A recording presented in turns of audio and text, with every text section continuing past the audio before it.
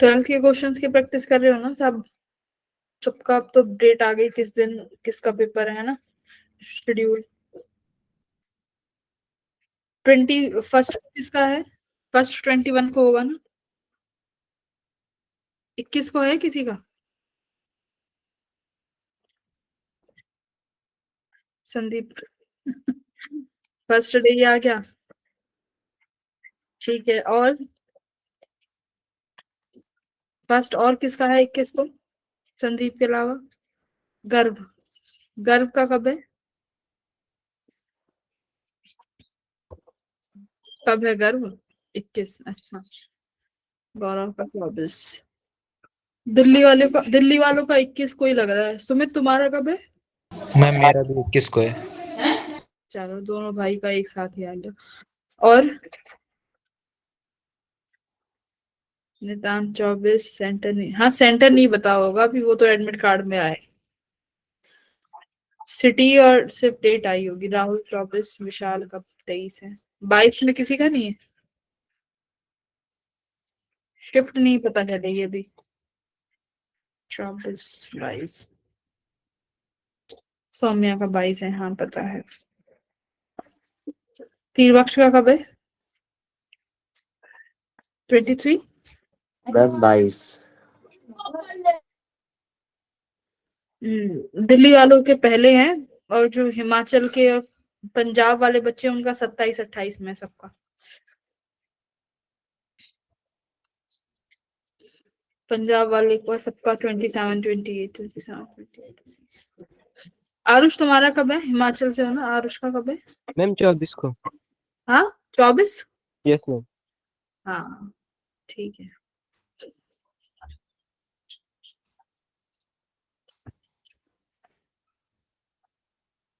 हिमाचल वालों का 24 को करा देंगे। पंजाब वाला 26, 27 में हो जाएगा। और तो कौन है इसमें? प्रिंस तुम्हारा कब है? मैम 22 को। स्टार्टिंग के पेपर्स वैसे इजी होते हैं।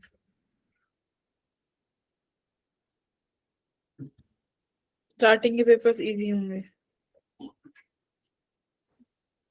ऐसा देखा गया है। पिछली बार यही देखा गया था। बहुत इजी पेपर था स्टार्टिंग के।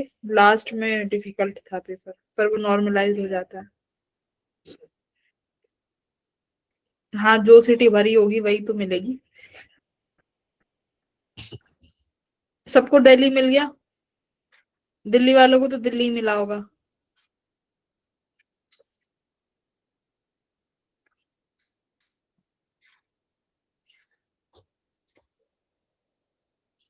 तो 10 दिन रह गए हैं बस, देख लो भाई। 21 वालों जिनका 21 तारीख का है, संदीप, सुमित,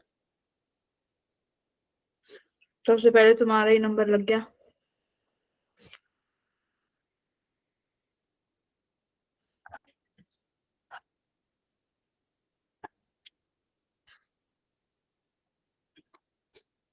जिसने पहले भर दिया होगा उसको तो मिल गया होगा सेंटर, जिसने लेट भरा होगा उसे नहीं मिला होगा।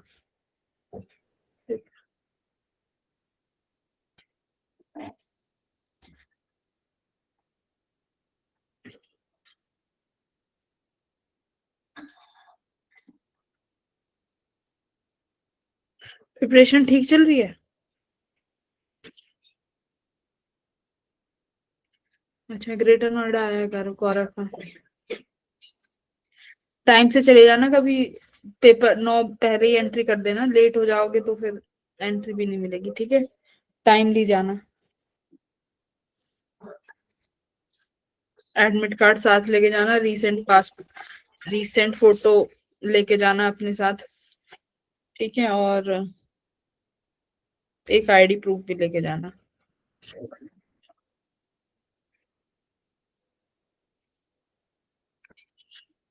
क्या था काम स्कूल का? कोई नहीं, अब 10 दिनों में कर लेना। अब 10 दिन फ्री तो हो, ठीक है?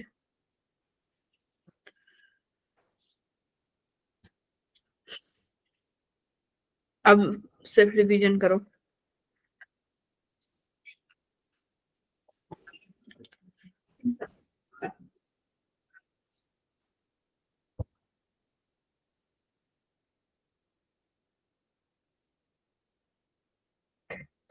कौन सी छुट्टी करनी है 4 दिन की?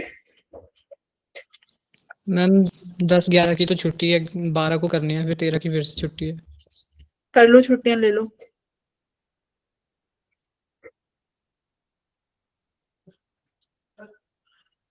हमारी तो प्रैक्टिकल्स, अरे 16 से 20 तक प्रैक्टिकल्स भी हैं।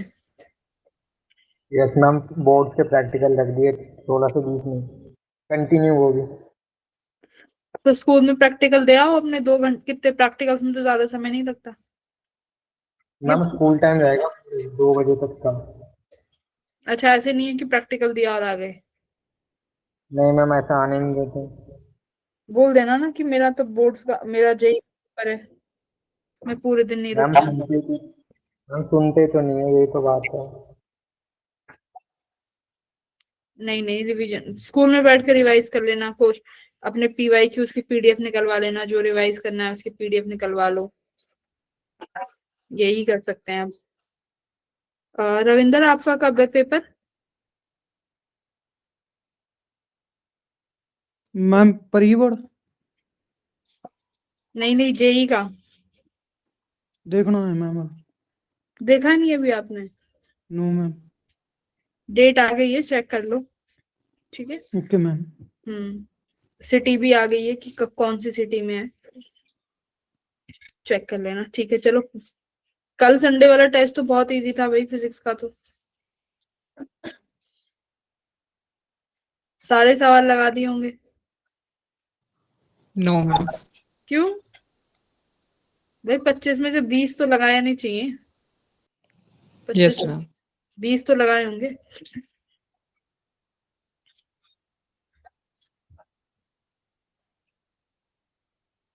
ये पीवाईक्यूज का पेपर था सारा, ठीक है। ये वाला जो पेपर बना हुआ है ये पीवाईक्यू बेस्ड है, मतलब सारे क्वेश्चन पीवाईक्यूज हैं जो अब तक आए हैं, उसके अलावा कुछ नहीं है। ठीक है। हाँ जी, क्वेश्चन नंबर पहला। गौरव, क्या फॉर्मूला लगाएंगे? एक सोलिनॉइड दिया हुआ है जिसका लेंथ एल है, सोलिनॉइड का एरिया दिया हुआ है, उसको हमने किसी मटेरियल से फिल किया है जिसका रिलेटिव परमिएबिलिटी 2 है। तो मैग्नेटिक एनर्जी कितना स्टोर होगा सोलिनॉइड में? हमारे पास क्या फॉर्मूला होता है मैग्नेटिक एनर्जी स्टोर का? बोलो, एनर्जी स्टोर का B²/2 म्यू नॉट, है ना। अगर कहाँ पे रखते हैं, मीडियम अगर एयर हो तो। एयर नहीं है, किसी मीडियम में रखा हुआ है, तो मुझे रिलेटिव परमिएबिलिटी ऑलरेडी दी हुई है, तो मैं क्या लिखूंगी? In medium. इन मीडियम क्या हो जाएगा? B²/2 म्यू एम, है ना। मीडियम का परमिएबिलिटी लिखोगे, मीडियम का परमिएबिलिटी किसके बराबर होता है? B²/2 mu r into mu not.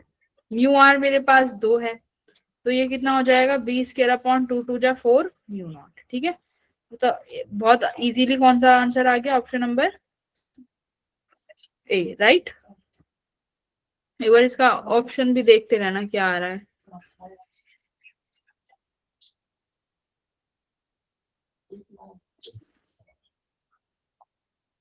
First का ए, ठीक। हाँ बोलो। Question number second. सेकंड क्या है? देखो, एक सर्कुलर लूप है हमारे पास। इस सर्कुलर लूप पे चार्ज को यूनिफॉर्मली डिस्ट्रीब्यूट किया गया है। इसकी मेरे पास रेडियस है, सपोज करो आर। ठीक है, चार्ज यूनिफॉर्मली डिस्ट्रीब्यूट है। कहा है कि मुझे वो पोजीशन बताओ जहां पर इलेक्ट्रिक फील्ड मैक्सिमम हो। तो हम किसी भी एक्सियल पॉइंट पे इलेक्ट्रिक फील्ड निकालते हैं। If this distance is, suppose x distance की दूरी पर है और ये इसका आर है, तो मेरे पास इलेक्ट्रिक फील्ड का फॉर्मूला क्या आता है? KQX/x² प्लस R² की पावर 3/2, है ना। किसी भी हम लोग सर्कुलर कॉइल के एक्सियल पॉइंट पे निकालते हैं तो ये फॉर्मूला आता है। इसमें हम लोग आपको ये भी बताते हैं कि मैक्सिमम किस पॉइंट पे होती है। ये शायद मैंने डेरिवेशन ही कराया हुआ है और बोला था वो पॉइंट याद रखना है। ई मैक्स किस पॉइंट पे होता है बेटा? जब आर की वैल्यू कितनी हो जाए, यानी एक्स की वैल्यू कितनी हो जाए?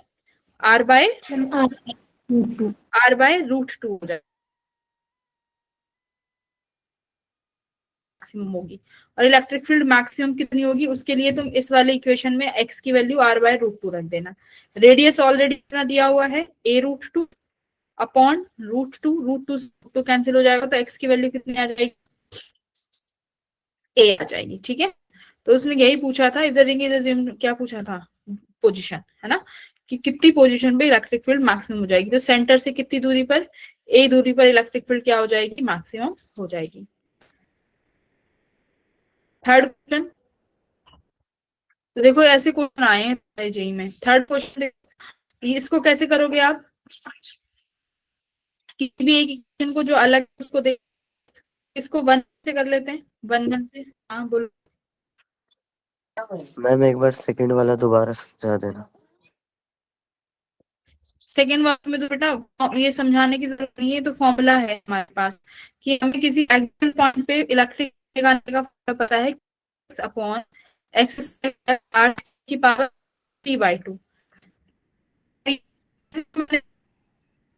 किस पर, यानी x की किस वैल्यू पर आपकी इलेक्ट्रिक फील्ड मैक्सिमम होगी। तो x की कितनी वैल्यू पर मैक्सिमम होगी, प्लस माइनस r/√2 दोनों तरफ, इधर की तरफ भी, लेफ्ट और राइट दोनों तरफ x की वैल्यू कितनी, r/√2 मैक्सिमम हो। कैसे आएंगे, dE/dx को किसके बराबर कर, if you want to solve इस तरीके कर सकते हो। मैंने बोला हुआ है कि याद रखना है ना बार बार, और कई बार ये भी पूछ सकते इलेक्ट्रिक फील्ड मैक्सिमम होगी। तो जो ये फॉर्मूला लिखवाया है x वाला, इसमें x की value r/√2, got it. Ma'am ma'am आपकी वॉइस वॉइस ब्रेक, ब्रेक हो रही है। मैम वॉइस ब्रेक हो रही है क्या यस अभी भी, अभी आ रही है। मैम ब्रेक हो रही है अभी भी।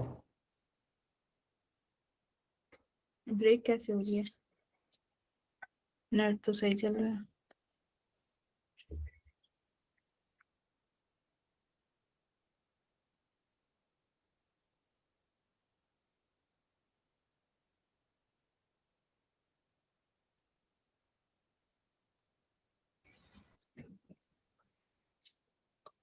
कहाँ गए हम, यहाँ पे, ठीक है। गेट थोड़ा खोल दो, ठीक है। थर्ड वाला क्वेश्चन देखो कैसे करेंगे। थर्ड वाला हो जाएगा, मेरे पास यहाँ पर कुछ गेट्स बने हुए हैं, दो इनपुट हैं, सपोज करो ए और बी, है ना। इनको इनपुट देने हैं ए और बी को। इसमें तुम्हें ट्रुथ टेबल से भी कर सकते हो। जैसे मान लो मैं इस कौन सा वाला ले लूं, 0 1 पे कर ले या 1 1 पे, 1 1 पे कर लेते हैं। मान लो ये वैल्यू,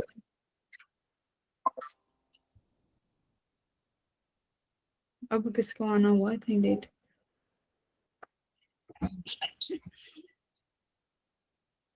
तो मान लो ये ए है और ये बी है, तो मुझे यहाँ क्या मिलेगा, a.b का नॉट, है ना। क्लियर हुआ। यहाँ भी क्या बन जाएगा, ए बार और ये बी बार, इनका एडिशन हो जाएगा ए बार प्लस बी बार। क्लियर हुआ। ओके, इसके बाद यहाँ से गया ए बार बी बार, और ये गया ए बार प्लस बी का, क्या हो गया ये, ठीक है, इधर ये गया। और इधर सेकंड आउटपुट क्या आया है, ये आएगा ए बार डॉट बी बार का बार, करेक्ट मैम ना। एक मिनट, और गेट है ना ये, और तो प्लस हो जाएगा, plus A dot B dot, फिर एक और नोट है इस तरीके से। ये तो क्यू आया, ठीक है। ये पी मैम और, हाँ मैम यहाँ पे ए बार प्लस बी बार नहीं आएगा इस वाले में, जो नॉट गेट दो लगे हैं उसके बाद वाले में। कहाँ पे, और गेट है मैम ये नीचे। अच्छा अच्छा अच्छा, ये वाला ना और गेट है ना, हाँ और गेट है, तो ये भी प्लस का बनेगा, राइट। ठीक है, तो ये प्लस वाला हुआ, तो ये क्या बना, ए बार बी बार, और ए बार का प्लस बी बार, क्या हो गया, इसमें दोबारा करते हैं। क्या क्या क्या क्या क्या चल रहा है, ए का बार जहां से आया, और ये, जीरो लेके कर लो ना, उसमें वन वन रुक जा रुक जा, ए बार बी बार का प्लस हुआ, ठीक है, ये आगे गया, ए बार बी का बार प्लस में, ठीक है। फिर दूसरा क्या आया, तो इसको प्लस बना दो बस, ठीक है। ऊपर से यही आएगा, ए डॉट बी का बार आया है, एक मिनट, ए डॉट बी का बार कट्ठा, उसके ऊपर फिर एक और बार लग गया कट्ठा, है ना। तो बार से बार हमारा ये रिमूव ही हो जाएगा।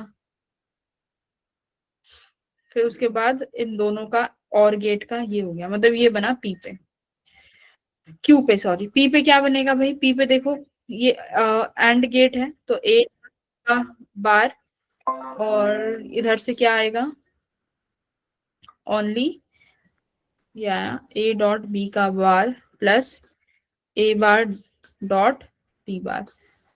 बच्चे भी ना इतना परेशान करते हैं, समय से नहीं ज्वाइन कर सकते क्लास,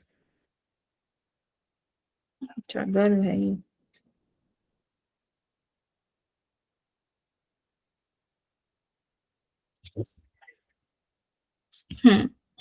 तो अब पुट करके देख लो वैल्यू, पी और पी का आउटपुट और क्यू का आउटपुट, और हमें दोनों की वैल्यू, अच्छा ये 1 1 ऑलरेडी दिया ही हुआ है कि इनपुट 1 1 है, हाँ ओके, इनपुट देखो दिया ही हुआ है बेटा कि इनपुट दोनों के 1 और 1 है, तो ए की वैल्यू भी 1 है, बी की वैल्यू भी 1 है, तो 1 डॉट 1 का बार प्लस 1 का बार डॉट 1 का बार, तो देखो पी पर क्या आएगा, 1 1 मल्टीप्लाई करेंगे 1, उसका बार 0 प्लस 1 का बार 0 डॉट 0, तो भाई पी तो 0 ही आ रहा है, और क्यू क्या आ जाएगा 1 प्लस ये क्या है 0 प्लस 0, तो क्यू 0 आना, क्यू 1 आना चाहिए। 0 और 1 है क्या आंसर, ए ही है क्या ऑप्शन, नो मैम बी है 0 0।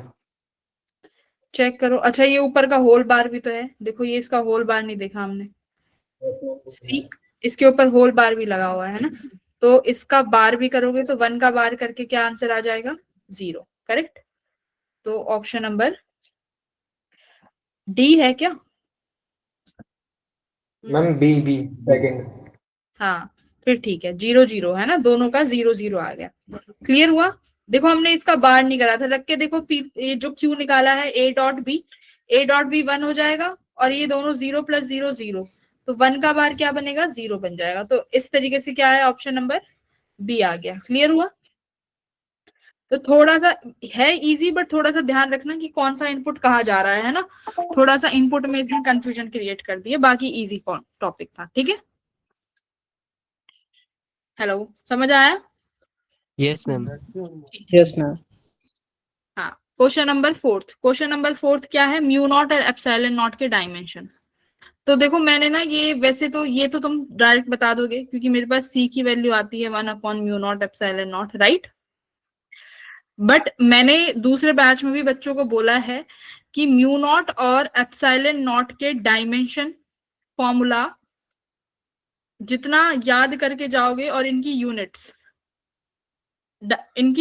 याद करके जाओगे तो पेपर में ज्यादा बेटर रहेगा, ठीक है। क्योंकि सबसे ज्यादा टाइम कई बार ना इनकी यूनिट्स को निकालने में ही लगता है, म्यू नॉट और एप्सिलॉन नॉट की, बाकी तो सब फटाफट निकल आती हैं, मैग्नेटिक फील्ड, फ्लक्स, इन सब की जल्दी निकल आती हैं, इसकी यूनिट सबसे ज्यादा समय लेती है, इसको याद करके जाना पेपर में, ठीक है, याद करके जानी है म्यू नॉट और एप्सिलॉन नॉट की यूनिट्स।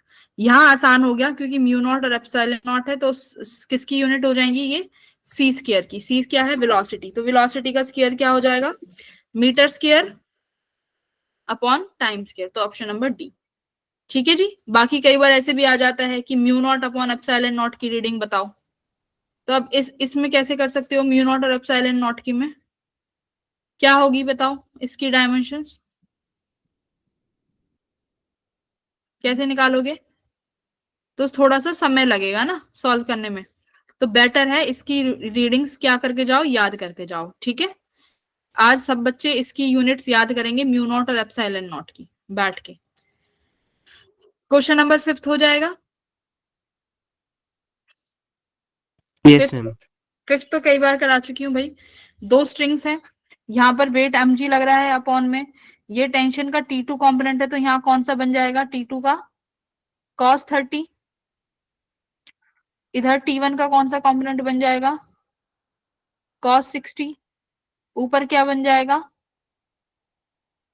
T1 का साइन दोनों का साइन वाला।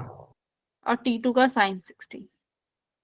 इन दोनों का किसके बराबर आ जाएगा, दोनों का साइन 60 प्लस इसका T2 का साइन 60 किसके बराबर आ जाएगा, mg के बराबर आ जाएगा ना। कर लोगे, साइन 60 √3/2 प्लस T2 √3/2, 2 इधर ले जाओ तो 2mg हो जाएगा, m1 है तो ये हो जाएगा 20, करेक्ट। तो ये इक्वेशन 1 हो गई। और क्या बन गया, T1 का, हाँ क्या हुआ, T1 का साइन 30 आएगा। अच्छा ओ सॉरी, इसका तो 30 है ना, हाँ इसका तो फिर साइन 30 डिग्री बनेगा, तो साइन 30 शुड बी 1/2, तो ये 1 हो जाएगा, क्लियर है। तो सेकंड देखो, तो सेकंड इक्वेशन क्या बनेगा, T1 का cos 60 किसके बराबर आ जाएगा, T2 का cos 30 के बराबर। तो यहाँ से T1 T2 में रिलेशन मिल जाएगा, उसको इस फर्स्ट इक्वेशन में पुट कर देना, आ जाएगी T1 और T2 की वैल्यू। Yes ma'am. cos 60 कितना होता है, cos 60 is 1/2, cos 30 is T2 का √3/2, 2 से 2 कट गया, ये T1 का रिलेशन आ गया, वैल्यू पुट कर देना, ठीक है। तो T1 √3 प्लस T2 बराबर आया था 20 के, तो ये हो जाएगा T2 √3 यानी 3T2 प्लस T2 20, और ये कितना आ गया 4T2 इक्वल्स टू 20, तो T2 कितना आ गया भाई, T2 आ गया 5, और T1 कितना आ जाएगा, T2 5 आया है तो T1 आ जाएगा 5√3। देख लेना भाई कौन सा आंसर है, ठीक है, T1 और T2, ऑप्शन बी लग रहा है, ठीक है, बी ऑप्शन। 4 ये ऑप्शन ए क्यों होगा, मैंने T1 कॉमा T2 पूछा, तो T1 वाली तो पहले आएगी। तो T1 5√3 है हमारी, है ना, T1 इज 5√3, तो ठीक है, देख लेना क्या पहले पूछा है, तो T2 5 है और T1 5√3 है। अच्छा, तो T1 और T2 पूछा है, तो पहले T1 लिखेंगे, यानी 5√3 पहले आएगा, ऑप्शन ए, ठीक है। तो ऐसे सवालों को देख लेना भाई, पहले क्या पूछा है, पहले रेशो किसका लिया है, थोड़ा सा,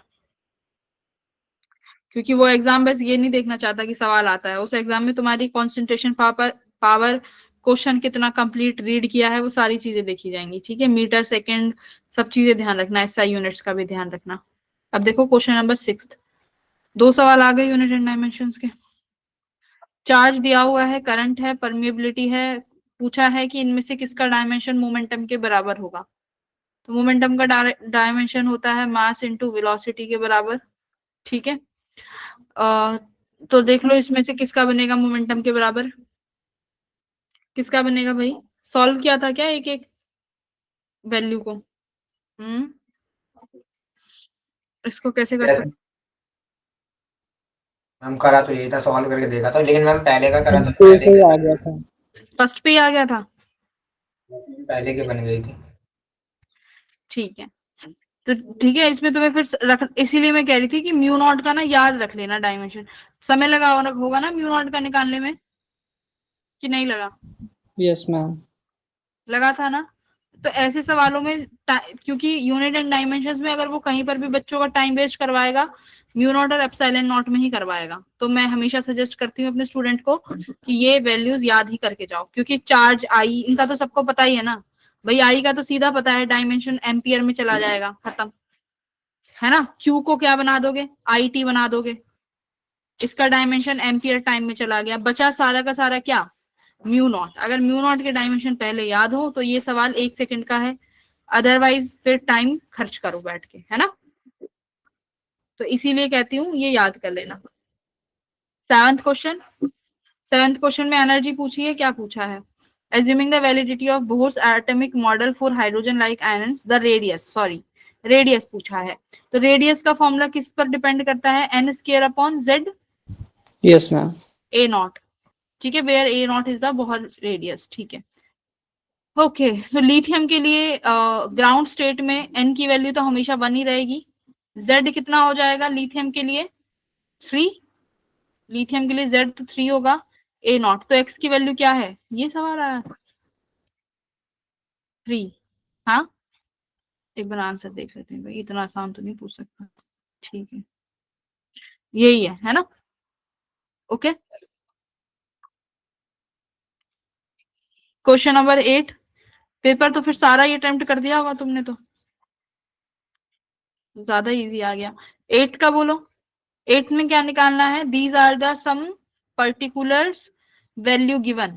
are is resistance, number of turns दिए हुए हैं, एरिया दिया हुआ है, मैग्नेटिक फील्ड दिया हुआ है। Assume the torsional constant should be same. Torsional constant same कर दिया, तो वोल्टेज सेंसिटिविटी का रेशो पूछा है। देखो अब इसमें क्या आता है, एक तो सबसे पहले बनता है क्या? करंट सेंसिटिविटी, है ना, IS। करंट सेंसिटिविटी किसके बराबर होता है बेटा? Number of turns, area of the coil, magnetic field, NAB by K। K is what? Torsional constant. ठीक है, यहाँ पर टॉर्जनल कांस्टेंट सेम कर दिया है। वोल्टेज सेंसिटिविटी किसके बराबर होती है? वोल्टेज सेंसिटिविटी बराबर होती है करंट सेंसिटिविटी अपॉन रेजिस्टेंस। यही फॉर्मूला होगा ना? Yes ma'am. तो दोनों में, तो इसका मतलब वोल्टेज सेंसिटिविटी बन गई NAB अपॉन KR। K तो सेम ही है, तो K दोनों में हट जाएगा। तो तुम्हें क्या निकालना है? Voltage sensitivity of 1, voltage sensitivity of 2, N1 A1 B1 upon R1, N2 A2 B2, ऊपर चला जाएगा R2। वैल्यूज पुट करके आ जाएंगी।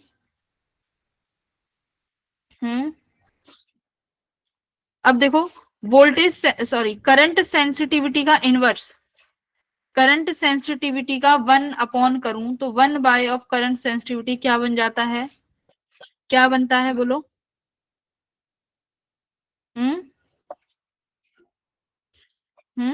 क्या होता है करंट सेंसिटिविटी का इनवर्स? कहीं तुमने फिगर ऑफ मेरिट करके एक शब्द सुना होगा। Figure of merit, I think क्या बोलते हैं उसको, कहीं सुना होगा ना एक शब्द, 2022 के पेपरों में किसी ने देखा होगा तो। फिगर ऑफ मेरिट करके एक शब्द होता है, I don't remember the term exactly. एक मिनट, एक बार टर्म देखती हूँ। फिगर ऑफ मेरिट ही होता है शायद। एक मिनट, 2 मिनट।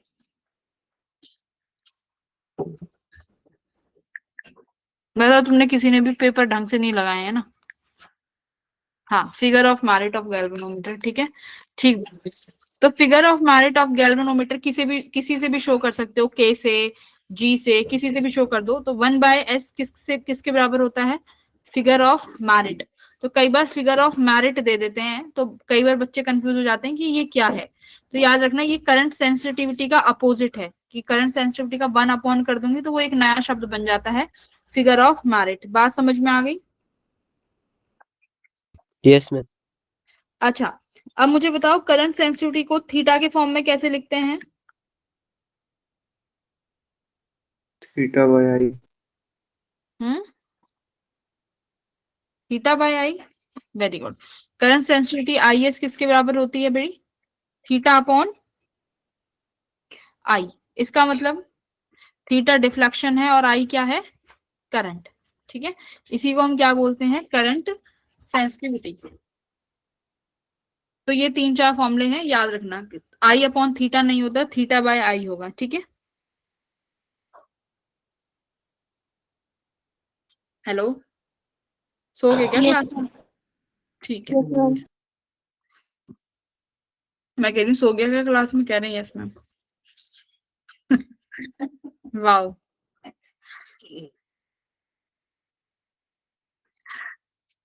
इसमें किसी को कंफ्यूजन है?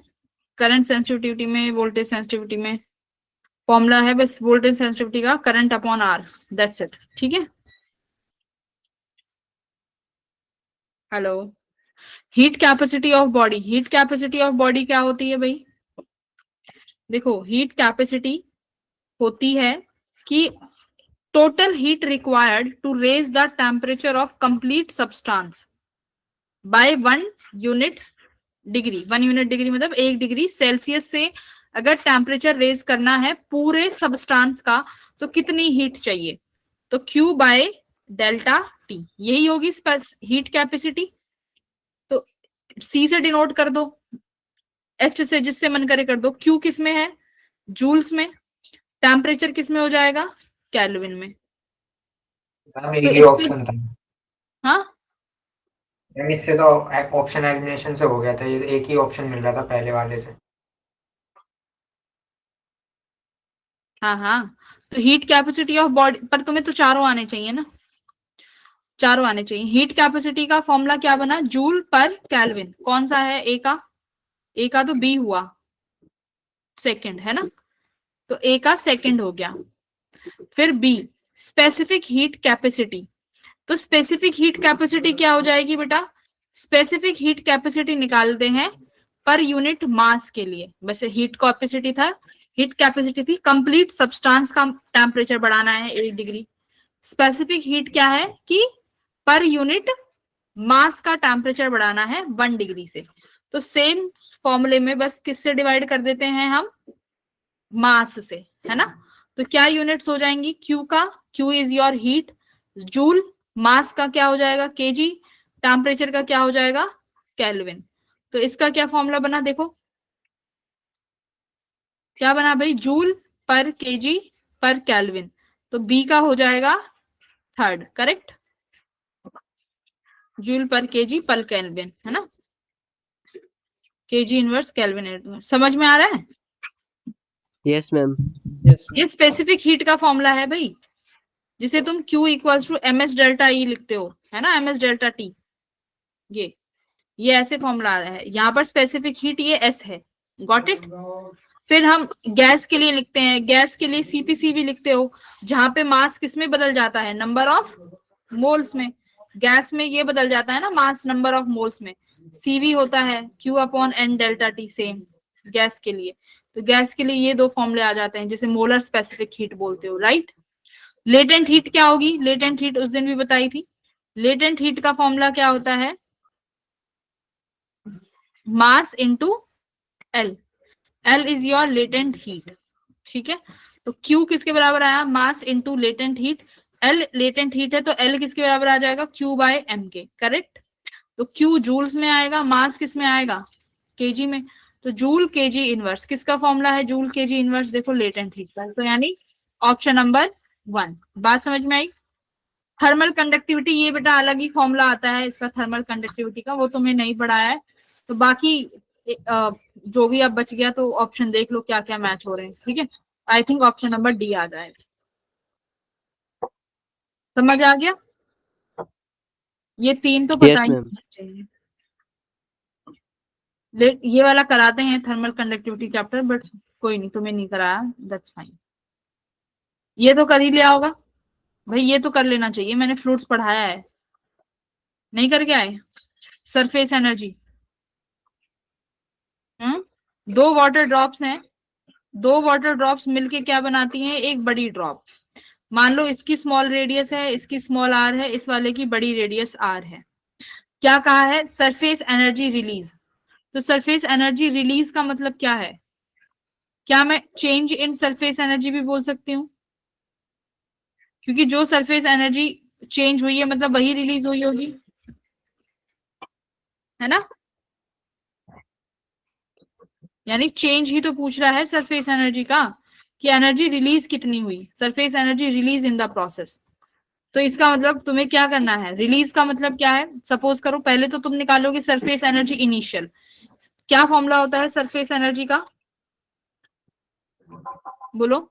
Surface tension into change in length, हाँ, लेंथ, लेंथ आती है, एरिया में। हाँ।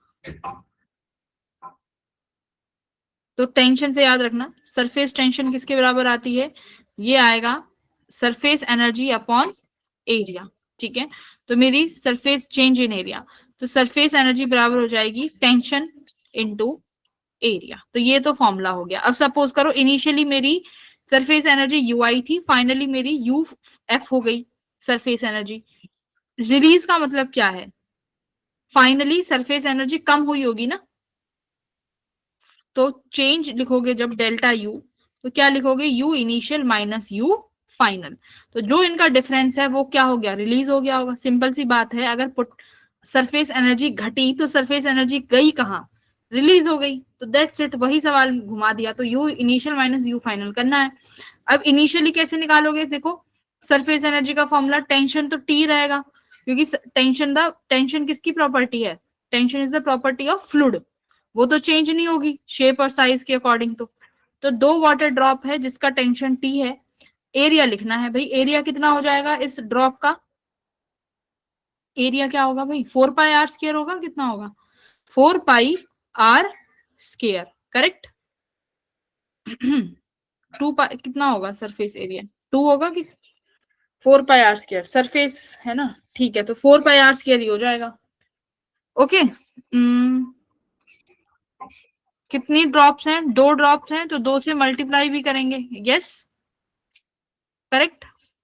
माइनस फाइनली क्या हो जाएगा, फाइनली हो जाएगा 4 pi capital are into square, yes और नो। Yes, ma'am. अब देखो ये ड्रॉप है, मैंने ये ड्रॉप्स हैं, ड्रॉप के केस में क्या होता है, ड्रॉप के केस में एरिया डबल होता है ना, देखो ड्रॉप इस तरीके से होती है ना,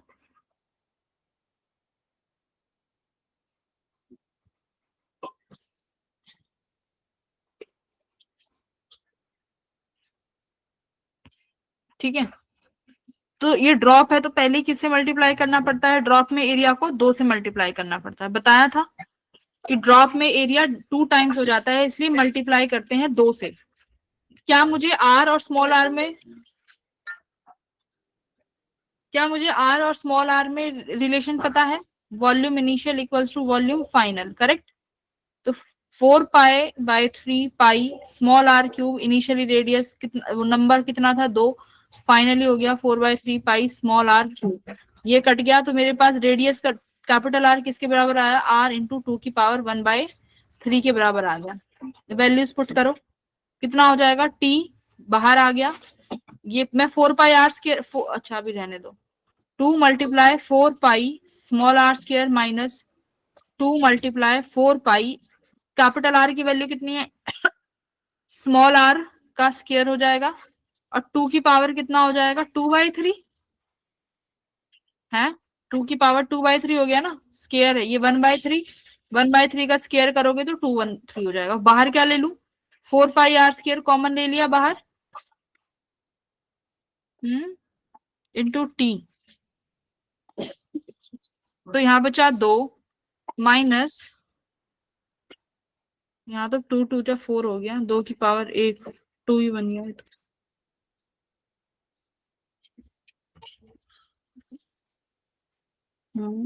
ये ड्रॉप है ना, और एक होता है बबल।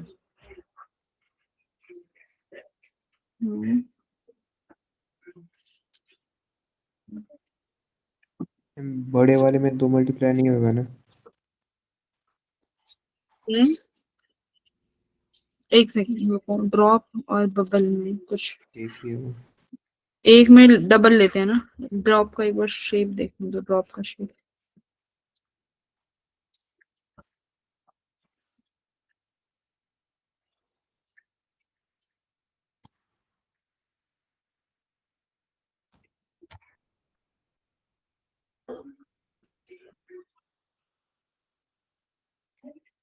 अच्छा ड्रॉप शायद सिंपल होती है, बबल होता है डबल।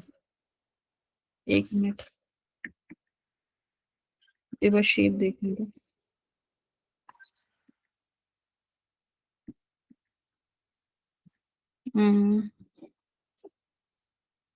ओके, तो वो बबल बबल होता है बेटा, डबल वाला, नॉट ड्रॉप, है ना, वो बबल होती है डबल शेप, ड्रॉप तो सिंगल ऐसे ही शेप में होगा। तो बबल होता है इस तरीके की शेप का, तो बबल होता तब 2 से मल्टीप्लाई करते हैं, ठीक है। तो यहाँ पर नहीं करेंगे 2 से मल्टीप्लाई। ये छोटी छोटी चीजें याद रखना, देखो माइंड से निकल जाती हैं, ड्रॉप और बबल। तो ड्रॉप एक सिंगल तरीके का होगा, और जो बबल होता है सोप बबल, उसमें हम एरिया के लिए हमेशा 2 से मल्टीप्लाई करेंगे। तो यहाँ पर 2 से मल्टीप्लाई नहीं होगा, ये 2 हट जाएगा, तो कितना आ जाएगा 2 की पावर 2/3। तो आई think option number D will be your answer. ठीक है, याद रहेगी ये चीज? Yes ma'am. क्या बेटा, बबल और ड्रॉप याद रखना, कई बार यहीं से जेई खेल जाएगा, है ना। तो ड्रॉप में हम 2 से मल्टीप्लाई नहीं करेंगे, लेकिन जब भी बबल का सवाल आएगा और एरिया निकला जाएगा तो 2 से मल्टीप्लाई करना पड़ेगा। ओके, क्वेश्चन नंबर 11 हो जाएगा। 11 क्या कह रहा है? Two identical objects are placed in front of the convex mirror and concave mirror. 2 mirror हैं भाई, फॉर्मूला तो यही रहेगा 1/f equals to 1/u plus 1/v। Focal length के साइन चेंज हो जाएंगे।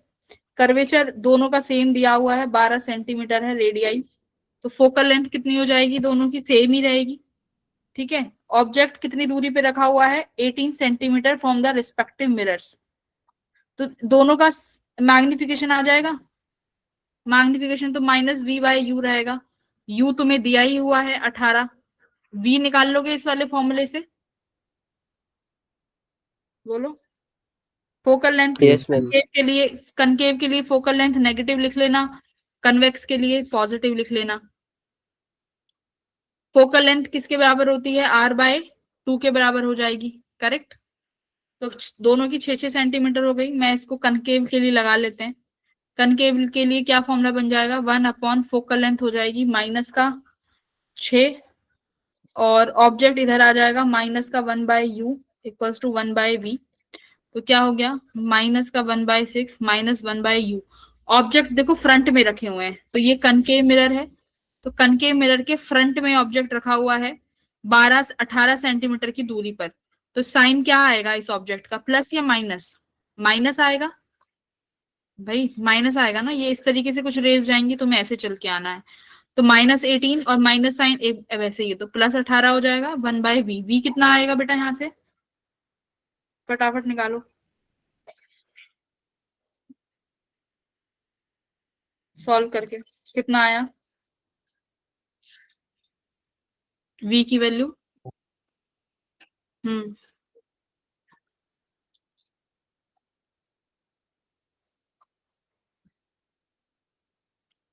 कर लोगे ना? ऐसे ही v इसका ऐसे ही उसके लिए लगा देना, कन्वेक्स के लिए फॉर्मूला।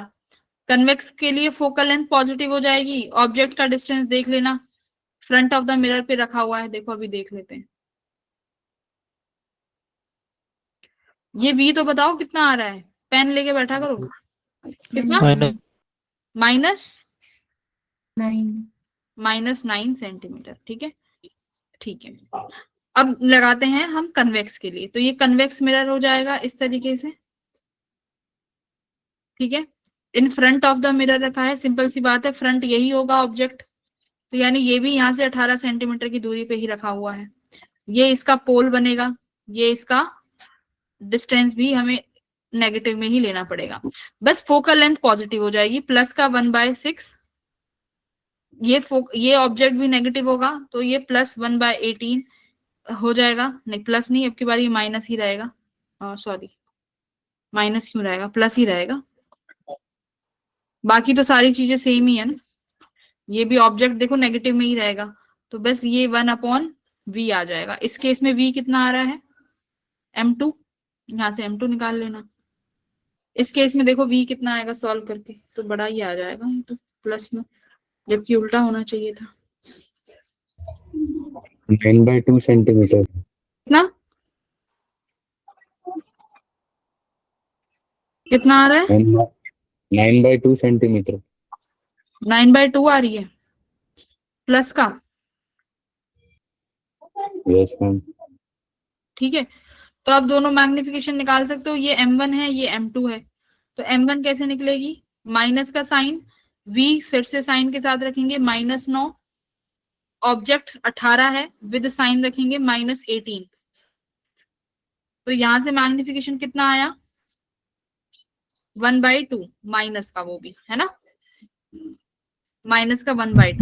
कन्वेक्स के केस में m2 कितना आ जाएगा?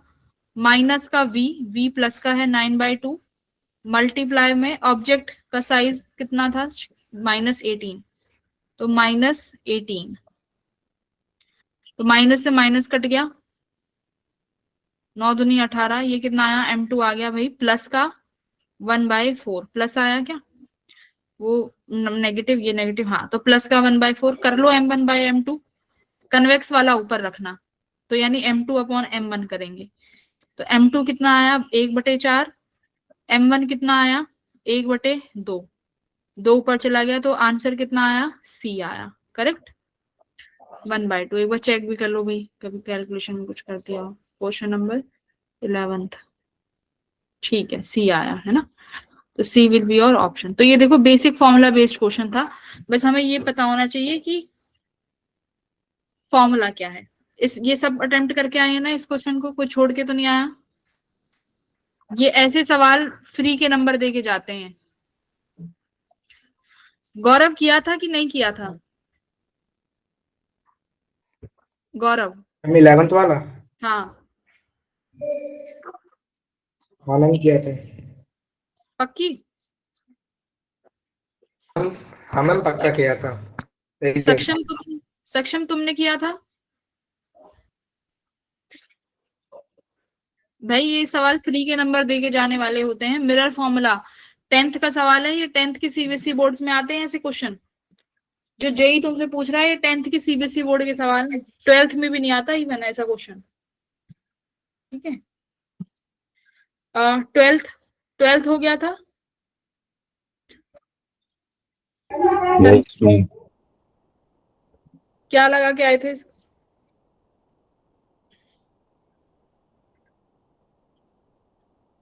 कैसे किया था, एक बार बता दो यार। बताओ तो रहूं। Ma'am C option. हाँ, देखो y किसके बराबर होता है, y अगर मैं इक्वेशन लिखती हूँ वेव की इक्वेशन, वो भी साइनोसोडियल वेव है, तो मैं इक्वेशन लिखूंगी y equals to a sine kx minus omega t, ठीक है। सपोज करो कुछ फेज डिफरेंस भी होगा तो कुछ फाई मान लेते हैं। अब देखो, अब सबसे पहले k निकालना पड़ेगा। k किसके बराबर होता है, 2π/λ। क्या लैम्डा गिवन है, 7.5 गिवन है, तो 2π/7.5 करके आ जाएगा k की वैल्यू, 0.83। ठीक है, 0.83। अब चाहिए ओमेगा। ओमेगा किसके बराबर होता है वैसे तो, 2π f हो सकता है या 2π/टाइम हो सकता है। अब देखो क्या क्वेश्चन में टाइम वगैरह दिया हुआ है, नहीं दिया हुआ। फ्रीक्वेंसी दी हुई है, नहीं दी हुई। तो अब कैसे निकालोगे वेव इक्वेशन? मैम टाइम दिया है, हाँ, टाइम गिवन है। उसमें ये बताया हुआ है टाइम पीरियड, वो जो टी लिखते हैं ना 2π/t, वो क्या होता है, वो टाइम पीरियड होता है, ठीक है। टाइम पीरियड का मतलब है कि अपने एक कंप्लीट साइकिल को पूरा करने के लिए कितना समय लग रहा है। यहाँ क्या दिया हुआ है, यहाँ दिया हुआ है कि 1.2 सेंटीमीटर चलती है तो कितना समय में चलती है, 0.3 सेकेंड में। ये टाइम पीरियड है क्या, ये टाइम पीरियड नहीं है 0.3 सेकेंड, गॉट इट। हाँ, ये टाइम पीरियड नहीं है। तो अब ओमेगा कैसे निकाला जाए, क्या मैं मैम, वेव, हाँ हम इस डेटा से हम वेलोसिटी निकाल देंगे और velocity is equal to omega by k. हाँ, देखो कल मैंने तुम्हें वेव वेलोसिटी का एक फॉर्मूला सिखाया था कि वेव वेलोसिटी किसके बराबर होती है, ओमेगा/k के बराबर होती है, करेक्ट। अभी जब वेव पढ़ रहे थे उसमें सिखाया था ना, वेव वेलोसिटी इक्वल्स टू ओमेगा/k। तो ओमेगा देखो यहाँ से किसके बराबर आ गया, velocity of wave into k हमने निकाल लिया। मुझे वेव की वेलोसिटी निकालनी है, तो वेव की वेलोसिटी सिंपल यही तो है कि कितने समय में कितनी डिस्टेंस कवर कर देगी। तो ये जो दिया हुआ है 1.2 सेंटीमीटर और 0.3, इससे क्या आ जाएगी वेव की वेलोसिटी। तो वेव वेलोसिटी कितना आ गया भाई, 1.2/0.3 कितनी आ गई, 4 सेंटीमीटर पर सेकेंड, ठीक है जी, 4 सेंटीमीटर पर सेकेंड। तो क्या ओमेगा आ जाएगा v इंटू के से, के आपने निकाला है सेंटीमीटर में ही, कहाँ गया सेंटीमीटर, ये रहा, कहाँ गया के, 0.83। तो ओमेगा आ जाएगा 0.83 मल्टीप्लाई बाय 4, कितना आया ये,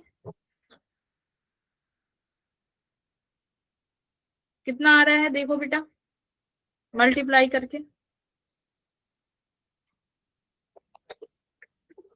3.2 3.32 3.32 ये हमारा आ गया ओमेगा। Got it. तो अब देखते हैं 0.83 यानी सी गलत और डी गलत, ठीक है। 0.83 इसमें है और 0.83, अच्छा ये सॉरी सी वाले में 0.83 तो है। ओके, तो मैम ये क्या दोनों बी और डी कट गए है ना, के एक्स, बी और डी कैंसिल हो गए, करेक्ट। तो या तो आंसर ए होगा या सी होगा, है ना। के की वैल्यू कितनी है 0.83, या तो ए होगा या सी होगा, राइट। और हमारा ओमेगा कितना आया 3.32, तो यानी 3.32 नियरली 3.35 के बराबर है, तो ऑप्शन नंबर सी हो जाएगा। अब देखो, अब सवाल आता है कि मान लो दोनों ही कॉस, दोनों ही किसमें ये दोनों 3.35 ही होते। अगर दोनों 3.35 हैं तो कॉस और साइन की पहचान कैसे करें, राइट। हो सकता है कि नहीं हो सकता ऐसे पेपर में, यस मैम। है ना, कि भाई ओमेगा और ये तो सब बच्चे निकाल लेंगे, ओमेगा वगैरह में तो कोई डिफिकल्टी नहीं है, फॉर्मूला बेस्ड है, के बाय ओमेगा बी के, ये सब फॉर्मूला बेस्ड है। तो अब देखो कैसे करोगे, यहाँ पर जो ये चीज दी हुई है ना इसे पढ़ो।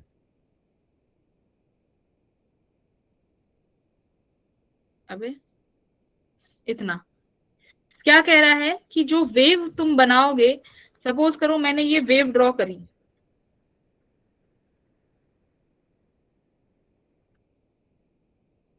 ठीक है। इस वेव को क्या बोला, t इक्वल्स टू 0 सेकेंड पे और x इक्वल्स टू 0 सेकेंड में क्या हो रहा है, क्रस्ट आ रही है ना। हाँ, उस पॉइंट पे क्रस्ट आ रही है, तो इसका मतलब मेरे पास t इक्वल्स टू 0 और इसका मतलब वेव यहां से शुरू हुई है ना। सपोज ये यहां से वेव शुरू हुई है, हाँ या ना, क्योंकि ये मेरा मान लो ये ओरिजिन है जहां पर मेरा x 0 है और मेरा समय भी 0 है। उस टाइम पे वेव कितनी है, क्रस्ट पे है, तो यही है ना क्रस्ट। तो इसका मतलब बेटा वेव यहां से ऐसे शुरू हुई है।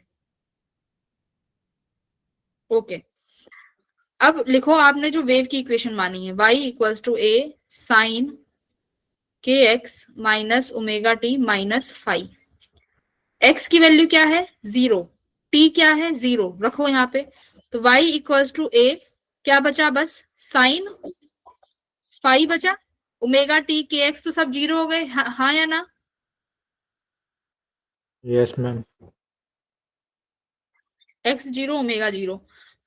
अब क्या दिया हुआ है इसमें, हमें उसका वो नहीं दिया हुआ क्या,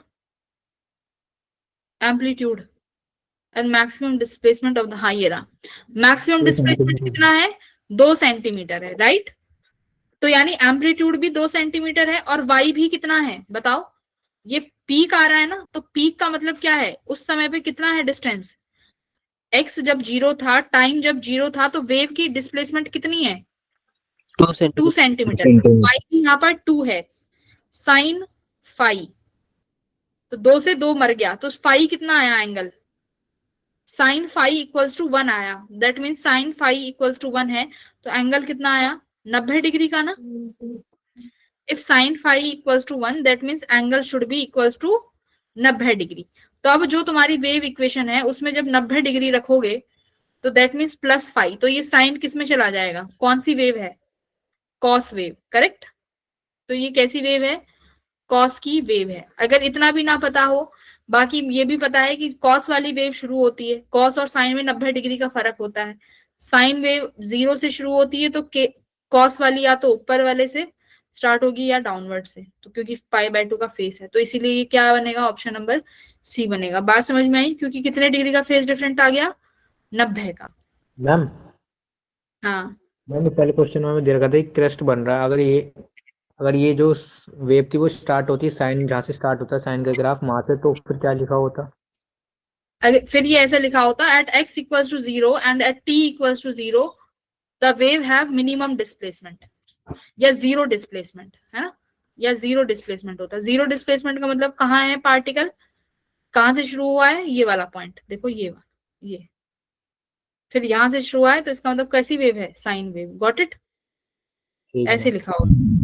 Yes, मैम ma'am. अगर इसमें ये है तो हमें निकालना ही क्यों है, क्योंकि हमें तो ये पता ही है कि कॉस भी उधर से ही चालू होती है, वो जीरो से। राइट, वो भी ठीक है, निकालने की जरूरत भी नहीं है। बाकी मान लो अगर कुछ बीच में कुछ वैल्यू दे दी हो कि वेव जो है इस पर्टिकुलर टाइमिंग पे इतनी दूरी पर है, तो याद रखना फेस ऐसे निकालेंगे y की वैल्यू रख के। सपोज करो 2 सेंटीमीटर ना होके कुछ ऐसा पॉइंट दे दे, यहां से स्टार्ट हो गई, तो वो किसी पर्टिकुलर t टाइम पे पर्टिकुलर x में अगर निकालना है तो यहाँ y की वैल्यू लिख लेना, फाई आ जाएगा। ठीक है, ये इसलिए कराया है। क्वेश्चन नंबर 13 पे आओ। Net dipole moment of a polar linear isotropic dielectric substance is not zero even in the external electric field। तो देखो, चाहे चाहे पोलर सब्सटेंस हो चाहे नॉन पोलर हो, इलेक्ट्रिक फील्ड लगाने से पहले सबका नेट डाइपोल मोमेंट कितना रहता है? हमेशा जीरो ही रहता है, मतलब एब्सेंट। ठीक है, तो पहले में कह रहा है नॉट जीरो, तो ये आंसर क्या है? ये गलत है, फॉल्स। ठीक है, यस मैम। कह रहा है कि अगर इलेक्ट्रिक फील्ड एब्सेंट है तो परमानेंट डाइपोल्स जो हैं डाइलेक्ट्रिक में वो रैंडम डायरेक्शन में ओरिएंटेड होते हैं। तो यस, यही रीजन है कि रैंडम डायरेक्शन में ओरिएंटेड होते हैं तो उनका नेट क्या हो जाता है? नेट जीरो हो जाएगा। तो ये इक्वेशन सही है। ओके, सुनो, अगर मैं पहली इक्वेशन को लिखती हूं, dipole moment of individual polar linear isotropic dielectric substance is not zero even in the absence of external electric field। सही है कि गलत है? फिर वो सही हो जाएगा, क्योंकि अगर मैं इंडिविजुअल की बात करूं, मान लो ये इंडिविजुअल मेरा कोई एलिमेंट है, तो इसमें क्या होता है? एक होता है पोलर और एक होता है नॉन पोलर, राइट? तो नॉन पोलर में क्या होता है कि जो प्लस चार्ज और माइनस चार्ज है ये एक दूसरे पर कोइंसाइड करता है, तो यानी यहाँ पर तो डाइपोल बनेगा ही नहीं। तो नॉन पोलर में इंडिविजुअल का भी डाइपोल कितना होता है? डाइपोल मोमेंट इंडिविजुअल भी यहाँ पर डाइपोल मोमेंट जीरो है। लेकिन अगर मैं इंडिविजुअली बात करूं पोलर सब्सटेंस में, तो पोलर में प्लस प्लस प्लस और माइनस माइनस क्या होते हैं बेटा? अलग अलग होते हैं, तो इसीलिए इसका पोलर नाम दिया गया है। ठीक है, ये फर्क होता है पोलर और नॉन पोलर में। नॉन पोलर में इंडिविजुअली प्लस चार्ज और माइनस चार्ज ओवरलैप करते हैं, इसीलिए वो नॉन पोलर है, नाम में ही पता चल रहा है नॉन पोलर। ठीक है, ओके, तो इसका आंसर क्या हो जाएगा? A is not correct but R is correct.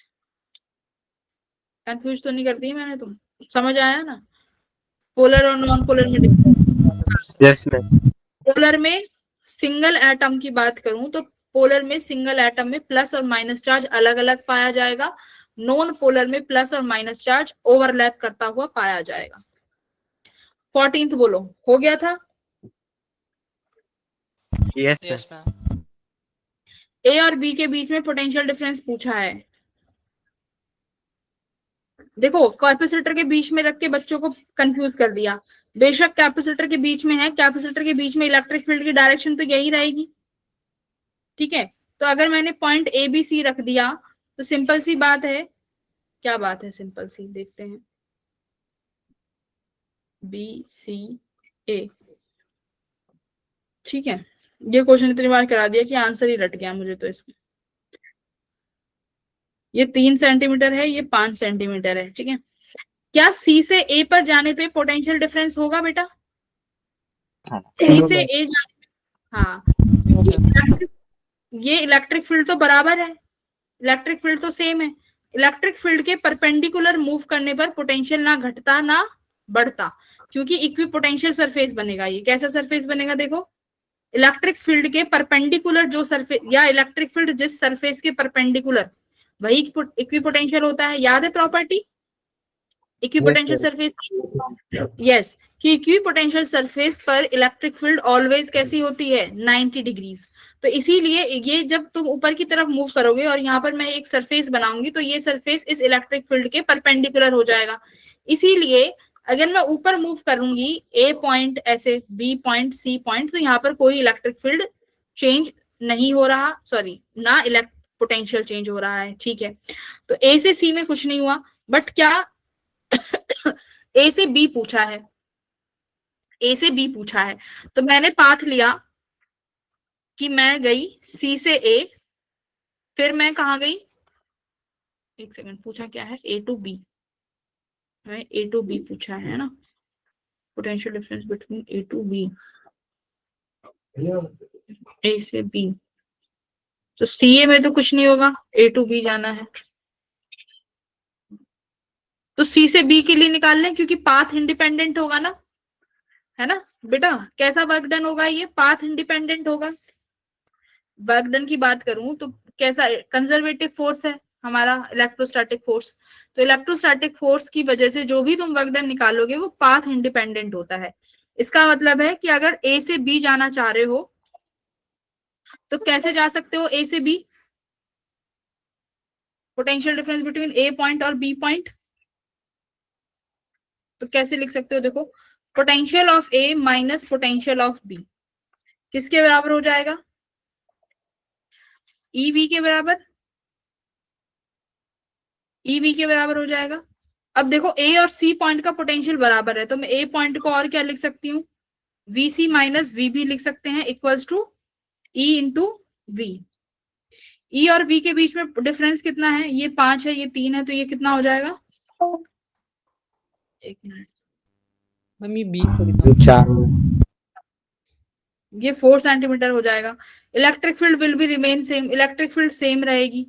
अब देख लो सी से बी तक पोटेंशियल डिफरेंस कितना होगा, वो और कुछ नहीं दिया क्या, the potential difference between them is V. Okay very good. तो अगर ये 10 सेंटीमीटर की डिस्टेंस है तो 10 सेंटीमीटर की डिस्टेंस में कितना पोटेंशियल है, वी।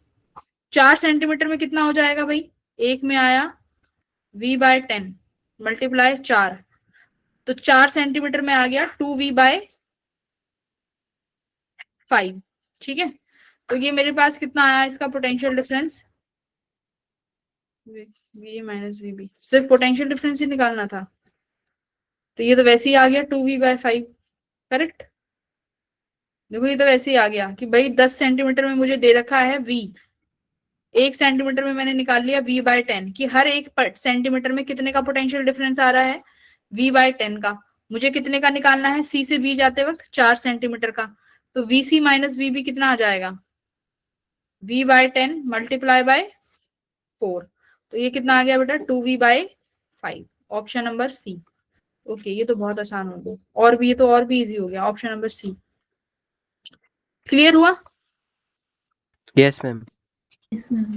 देखो क्वेश्चन को थोड़ा सोचना पड़ता है ना, एकदम ऐसे तो नहीं है कि आया सवाल कर दिया, कि किस तरीके से लगा सकते हैं, इसमें कौन सा फॉर्मूला इजी है। तो अकॉर्डिंग टू द क्वेश्चन सीधा पता चल रहा है कि ये तो इससे ही हो जाएगा पोटेंशियल, क्योंकि इलेक्ट्रिक फील्ड किसके बराबर होती है, और देखो dV by d r. Electric field का तो कुछ काम ही नहीं आया इसमें, इलेक्ट्रिक फील्ड का कुछ काम नहीं आया, पोटेंशियल है ये E dot dv equals to E dot d r होना चाहिए, राइट। ये ई डॉट डी आर होगा, इलेक्ट्रिक फील्ड को ई रखा, डी आर कितना आया यहाँ पे 4 सेंटीमीटर। देखो इससे भी हो जाएगा vc minus vb equals to E 4 centimetre. अब यहाँ पे इलेक्ट्रिक फील्ड को किस में लिख सकते हो, v बाय आर के टर्म्स में, तो पोटेंशियल v है, पूरा r कितने में 10 सेंटीमीटर में, तो इलेक्ट्रिक फील्ड को v बाय 10 लिख दो, v बाय 10 मल्टीप्लाई 4, तो भी वही सेम पाथ पड़ी, ठीक है, 2v बाय 5। तो ये ई डॉट डी आर वाले फॉर्मूले से भी कर सकते हैं हम, गॉट इट। Yes, ma'am. बहुत सारे तरीके हैं बेटा, जो जिस तरीके से करना चाहो उस तरीके से कर सकते हो, बट बेसिक कॉन्सेप्ट सेम होना चाहिए। क्वेश्चन नंबर 15 हो जाएगा, एनर्जी रिलीज व्हेन 2 ड्यूट्रॉन्स, यानी मेरे पास 2 ड्यूट्रॉन्स हैं, ये फ्यूज होके क्या बना देते हैं, तो 2 ड्यूट्रॉन्स अलग अलग फ्यूज होंगे, ये बना देते हैं हीलियम। तो बाइंडिंग एनर्जी दी हुई है, ये तो तुम्हें रटा ही हुआ होगा आंसर, मुझे लगता है इस क्लास में करवाया था, क्लास में कराया था, राइट। तो पर न्यूक्लियॉन की दी हुई है तो निकाल लेना। बस ये याद रखना कि जब एनर्जी रिलीज लिखते हैं तो इन टर्म्स ऑफ बाइंडिंग एनर्जी, तो बाइंडिंग एनर्जी में पहले क्या लिखते हैं, प्रोडक्ट, प्रोडक्ट में से क्या घटाते हैं, रिएक्टेंट। ये तुम्हें क्यों बता रही हूँ, प्लस क्यू और माइनस क्यू वैल्यू में बहुत काम आता है, ठीक है। इधर से ही पता चलेगा कि प्लस है कि माइनस है। प्रोडक्ट में से रिएक्टेंट घटाओगे तो प्रोडक्ट हीलियम है, तो हीलियम में तुम्हारे पास कितना है, 4 न्यूक्लियॉन्स हैं, तो 4 मल्टीप्लाई बाय 1 न्यूक्लियॉन की 7 है, माइनस रिएक्टेंट मेरा हाइड्रोजन है, हाइड्रोजन में कितने हैं मेरे पास, नंबर ऑफ न्यूक्लियॉन्स 4 हैं, एक की कितनी है 1.1, तो 28 में से क्या घटा दो, 4.4 घटा दो, ठीक है। तो क्या आंसर आ जाएगा देख लेना, डी आ जाएगा, ठीक है, बी आएगा ना। Yes ma'am. ठीक है, 16th हो जाएगा। 16th, इसमें देखो क्या फॉर्मूला होता है, 1/f equals to mu of length upon mu of medium -1 upon 1/r1 -1/r2। R2 generally कई बार नेगेटिव हो जाती है अगर सेम है तो सेम है तो क्या बनेगा, 1/f इक्वल्स टू लेंस का मीडियम म्यू, अगर एयर में ही बैठा हुआ है तो म्यू मीडियम 1 हो जाएगा, म्यू -1। R1 जो है पॉजिटिव होती है और R2 जनरली हम नेगेटिव लेते हैं। और अगर ये बाई कॉन्वेक्स लेंस है मतलब इन दोनों में रेडियस बराबर है, तो रेडियस बराबर है तो 1/r प्लस 1/r कितना हो जाएगा बेटा, 2/r। तो ये वैल्यू बन गई 1/f equals to mu -1 2/r, ठीक है। आगे देखो क्या कह रहा है कि अगर मुझे लेंस को रिप्लेस करना है किसी दूसरे कन्वेक्स लेंस से जिसकी रेडियाई ऑफ कर्वेचर अलग अलग है, बट मुझे पावर चेंज नहीं करनी, तो मैं R1 और R2 का क्या कॉम्बिनेशन बैठाऊं, क्या कॉम्बिनेशन बैठाओगे, 1/f किसके बराबर होता है, पावर के, करेक्ट। तो यानी दूसरे में क्या करना है, 1/f इक्वल्स टू म्यू -1। अब की बार दोनों की रेडियस क्या रखनी है, अलग रखनी है ना, हाँ या ना। अब देखो दोनों की फोकल लेंथ, दोनों की पावर तो बराबर है, यानी इक्वेशन 1 और इक्वेशन 2 क्या हो जाएंगी, बराबर हो जाएंगी। हाँ, तो म्यू -1 तो म्यू -1 कट जाएगा इससे। Yes ma'am. तो ये दिखा देना कि 2/r किसके बराबर होना चाहिए, कर लोगे। यस ये मैम। वाला क्वेश्चन भी शायद कराया हुआ है क्लास में, मुझे जहां तक लगता है। क्या आंसर है इसका, सॉल्व कर लेना।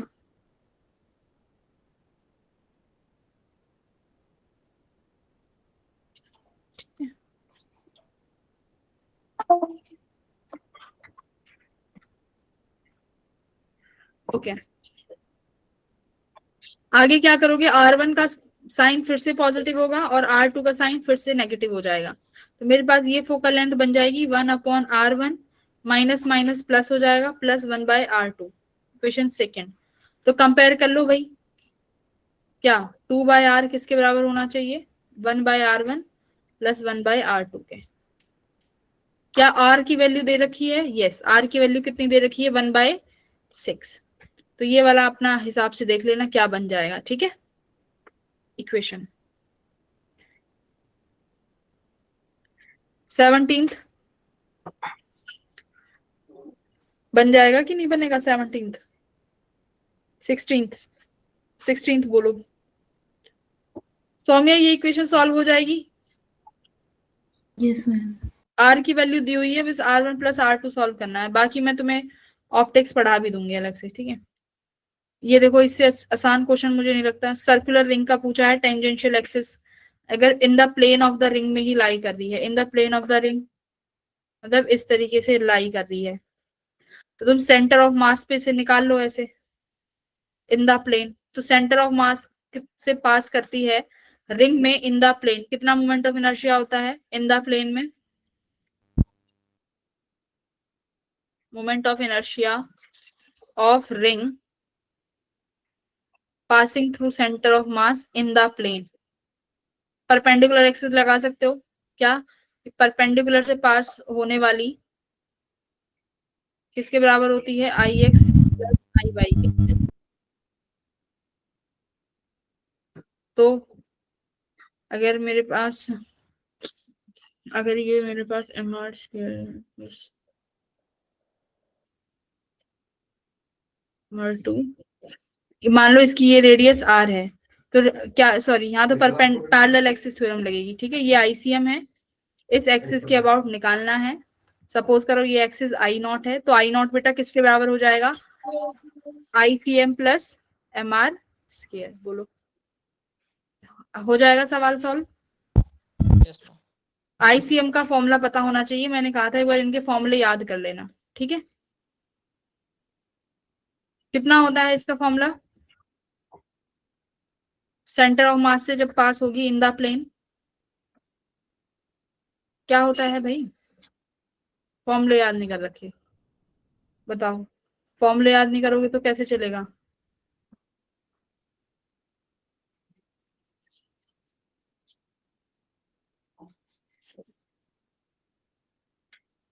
आर्यन क्या होता है इसका formula? Ma'am mr² 2 in the plane में ma'am tangential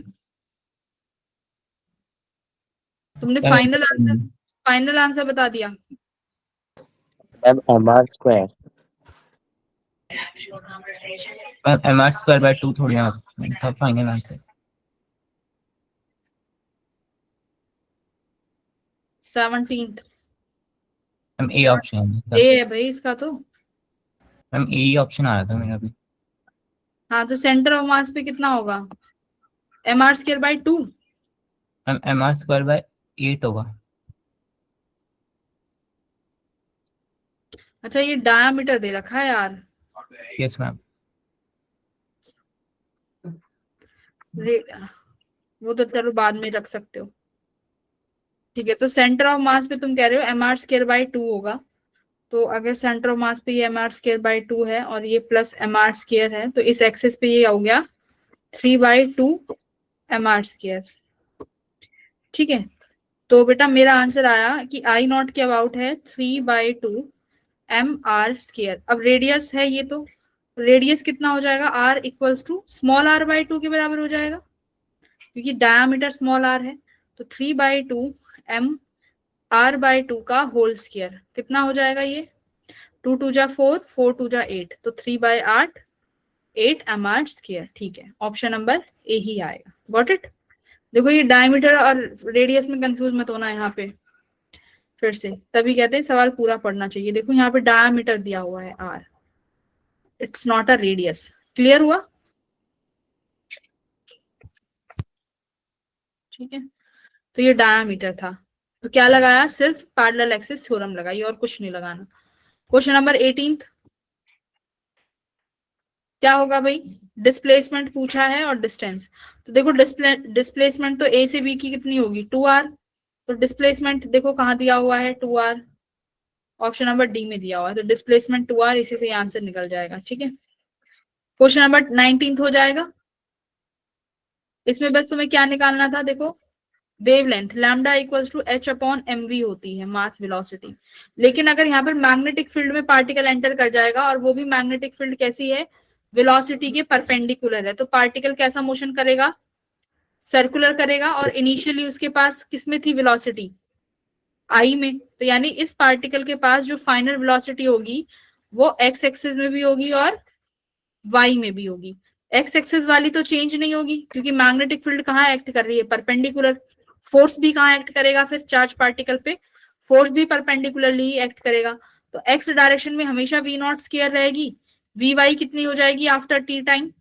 v equals to u plus at. Y में लगा दो फॉर्मूला। वाई में इनिशियली यू वाई 0 है, एक्सेलरेशन कितना हो जाएगा? क्यू वी बी,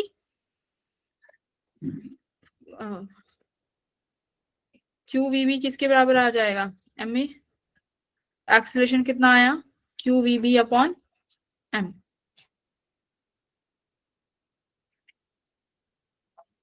ठीक है, तो क्या निकाल लेना? Acceleration into time. तो यहाँ से तुम्हारे पास वी वाई भी आ जाएगी, यहाँ पे वी वाई पुट कर देना। और लैम्डा नॉट दिया ही हुआ है कि इनिशियली कितना था हमारे पास वेवलेंथ? लैम्डा नॉट था, तो इनिशियली सिर्फ वेवलेंथ भी किसमें थी? वी नॉट में। तो lambda upon mass into small V naught को बाहर कॉमन ले लेना, हो जाएगा ये क्वेश्चन।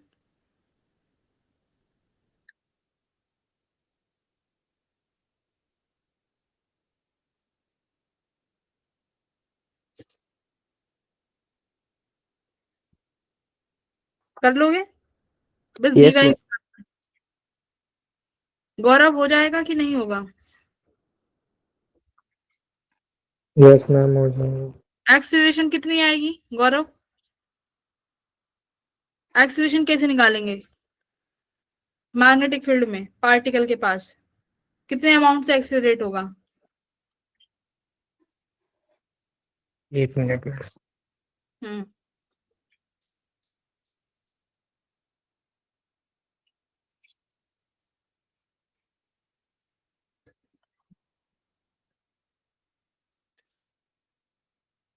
जल्दी बोलो।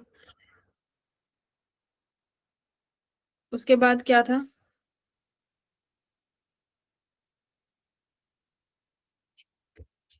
ठीक है, इन बातों में से बताओ कौन सा क्वेश्चन कराना है। इसमें बस वी वाई निकालनी है, वी वाई को यहाँ पुट कर देना, lambda equals to H upon mass तो है ही, वेलोसिटी की वैल्यू पुट करनी है, V naught square plus V Y square, that's it. ठीक है, वी नॉट यहाँ से कॉमन निकालना पड़ेगा, तो वी नॉट कॉमन ले लेना, बन जाएगा काम। यस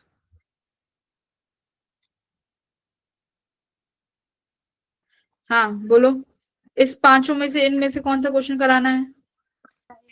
मैम 23 कौन सा?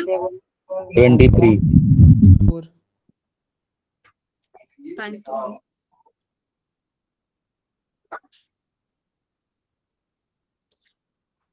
23 क्या कह रहा है? The length of the light string is 1.4 metre when the tension of the string is 5 newton. If the tension increases to 7 newton the length of the, ये भी 2025 का क्वेश्चन है। तो length of the string is 1.56 metres. तो original length पूछिए कि original length क्या हो जाएगी। दो इक्वेशन बन जाएंगी इसमें तुम्हारे पास टेंशन का।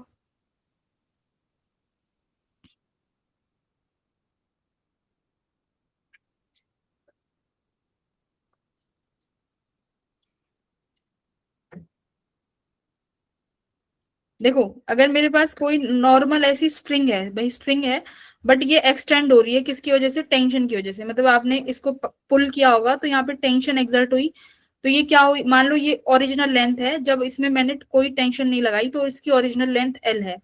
लेकिन जैसे ही मैंने इसमें टेंशन लगाई तो ये कुछ आगे चली जाएगी। सपोज कितना लेंथ आगे बढ़ गई? ये एल नॉट। कितना आगे बढ़ गई? एल नॉट आगे चली गई।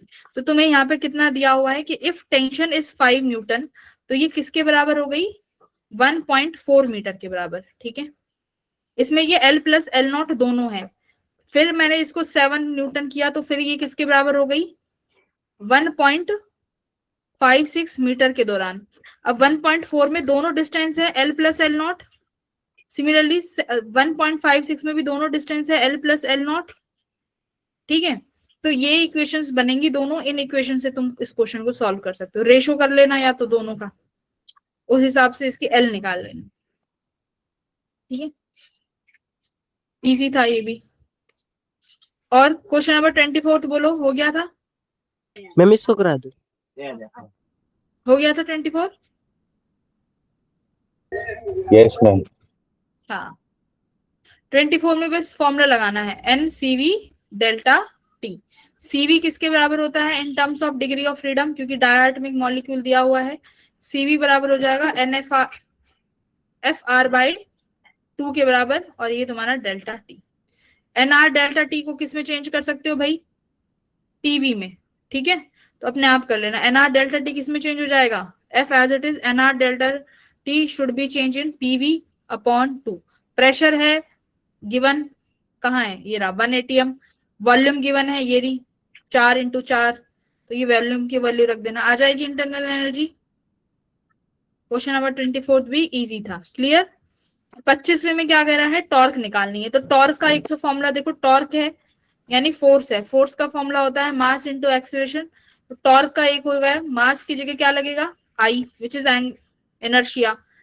एक्सीलरेशन का क्या होता है? Angular acceleration. तो एक तो ये हो गया अभी फॉर्मूला। और क्या होता है टॉर्क का फॉर्मूला? बोलो, मास इंटू एक्सीलरेशन और आर क्रॉस एफ। एक अपना सिंपल फॉर्मूला लगता है टॉर्क का, आर क्रॉस एफ। तो इन दोनों इक्वेशन को कंप्लीट कर देना, I alpha equals to R cross F. तो यहां से आई आ जाएगा। ठीक है, जो तुमसे पूछा है।